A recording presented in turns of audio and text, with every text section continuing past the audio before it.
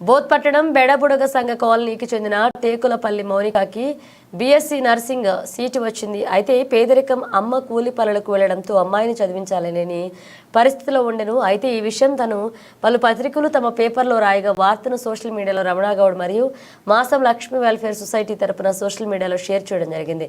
ఈ సందర్భంగా మాసం లక్ష్మీ వెల్ఫేర్ సొసైటీ చైర్మన్ మాసం అనిల్ కుమార్ మాట్లాడుతూ సోషల్ మీడియాలో పెట్టిన పోస్ట్ చూసి ఫిలడెల్ఫియా తెలంగాణ అసోసియేట్ వారు స్పందించి గత వారం రోజుల నుంచి మాసం లక్ష్మీ వెల్ఫేర్ సొసైటీ చైర్మన్ మాసం అనిల్ కుమార్కి అందుబాటులో ఉంది.